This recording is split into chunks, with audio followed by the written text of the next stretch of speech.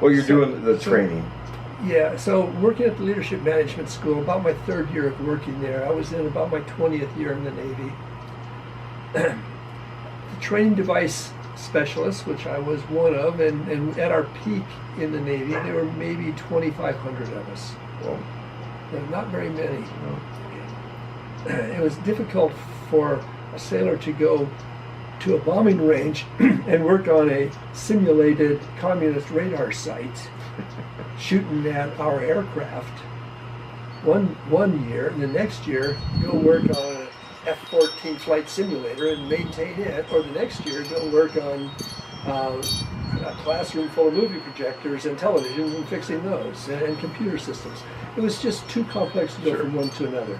So the Navy decided economically for them it would be a wise decision to eliminate what we did and turn it over to civilians who are trained on that particular object, maybe the corporations who built that training device.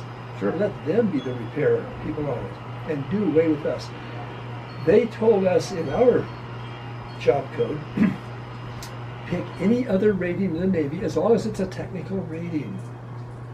Okay. We don't want you to be a cook. Right. We've put you through a lot of training to fix things. Go pick some other technical rating and transfer to that.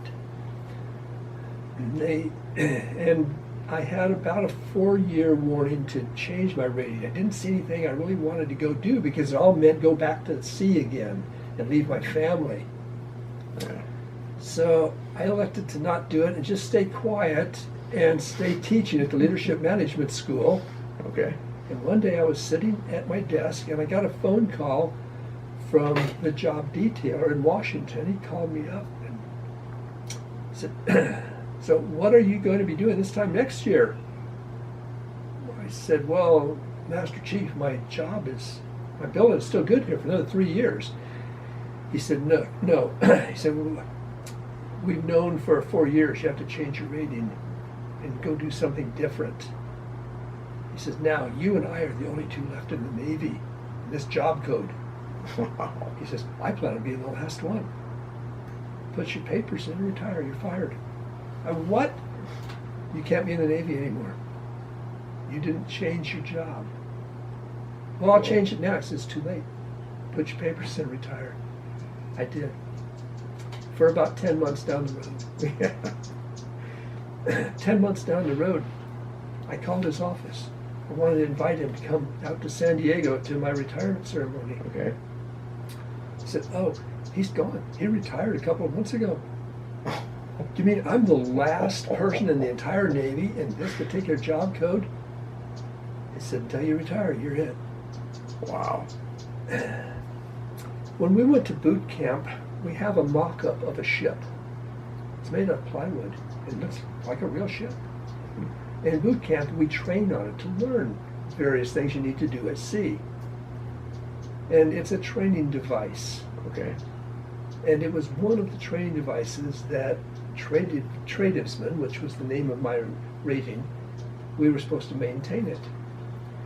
When I retired, it was the only one left in the Navy that was actually, it wasn't the only one left in the Navy. There were plenty of training devices still in the Navy, but they were being taken care of by civilian entities. Okay. I used that ship as the platform for my retirement ceremony. Nice. So as a training device technician, last one in the Navy, I used the last active training device at the Naval Training Center in San Diego. What a So great. it was special for Yeah, me. it's very special, and it's done now. No more. No more training device technicians, haven't been since 1989. So when people ask me, what'd you do in the Navy? I said, I was a tradesman. And then I have to explain to them because they've never heard of it. And these are Sure. active sailors who haven't been around, back in 1989. Yeah. Wow. Mike, the stories you told us today are amazing, emotional, and it's part of history. And we thank you for allowing us to be part of your history and to help preserve this history. So reach around the microphone here, shake your hand, thank you. You're very Thank you for welcome, everything, Bob. your service and the whole bit. I hope there's someone who can who can gain something from this and help their life. You know there will be. Absolutely. Thanks again. You're welcome. That's it. Live from Mike Austin's house and his great stories, great career, great history.